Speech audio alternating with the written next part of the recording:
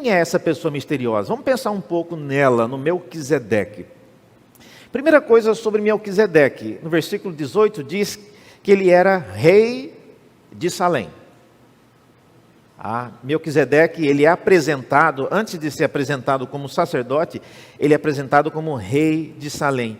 Onde era Salém e por que Salém não fazia parte dessa coalizão de 4 reis contra 5? A gente não sabe. Alguns tentam identificar Salém com Jerusalém, embora em português pareça, né? É quase isso, só falta o Jeru, mas não é tão simples assim. Em hebraico não tem toda essa semelhança que tem em português. E não é realmente importante.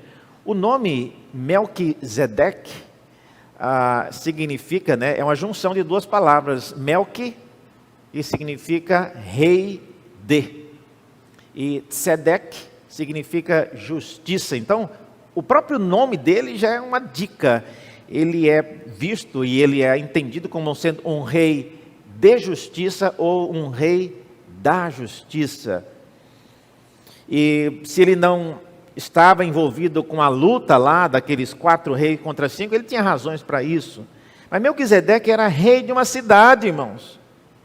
E não é esperado. Então, quando você pensa, se Melquisedeque é rei, e ele é sacerdote do Deus Altíssimo, olha, então o sacerdócio na época de Melquisedeque não tinha nada a ver com o sacerdócio da época de Levi. Porque se tem 2 coisas que não podem andar juntas no período depois de Moisés, é sacerdote querer ser rei e vice-versa. São 2 coisas separadas. Mas nos dias de Melquisedeque, ele era sacerdote e ele era também rei. E não era, Melquisedeque então não era um peregrino, mas ele era uma pessoa fixada em uma cidade, ele era alguém que tinha uma influência numa região, numa cidade, algo muito estranho para a nossa compreensão de sacerdote nos dias de Moisés em diante. Então aí vem o Melquisedeque, ele é rei e ele então aproxima-se de Abraão. Interessante, vocês viram no texto que não veio só Melquisedeque, veio também esse outro rei de Sodoma. Então são 2 reis que estão aproximando de Abraão, que está voltando dessa guerra que ele fez. Segunda coisa sobre Melquisedeque, ele é apresentado aí no versículo 18, diz que ele era sacerdote do Deus Altíssimo. Isso é surpreendente. Antes mesmo de existir, como eu disse, sacerdote em Israel, aí vem um homem apresentado como sacerdote do Deus Altíssimo. Um diferencial sobre o sacerdócio de Melquisedeque é que ele é um tipo de sacerdote que age de forma diferente. Primeira coisa sobre esse sacerdócio, ele vem ao encontro das pessoas. No período de Moisés, o sacerdote não ia ao encontro de ninguém. Eram as pessoas que vinham até o tabernáculo. Então, esse sacerdócio da ordem de Melquisedeque tinha realmente um perfil diferente. Ele não era um sacerdócio voltado para as tribos de Israel, como era o sacerdote da ordem dos levitas.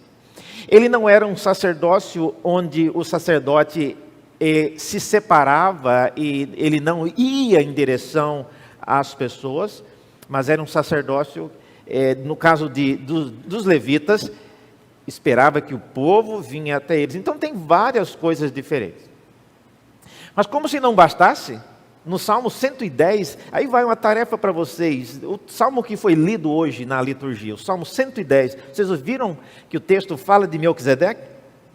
E quando a gente acha que já foi escandalizado o suficiente, Davi fala no Salmo 110, ter ouvido uma conversa entre Deus o Pai e Deus o Filho, onde ele ouviu dizer que o Pai dizendo para o Senhor Jesus Cristo, tu és sacerdote para sempre, segundo a ordem de Melquisedeque.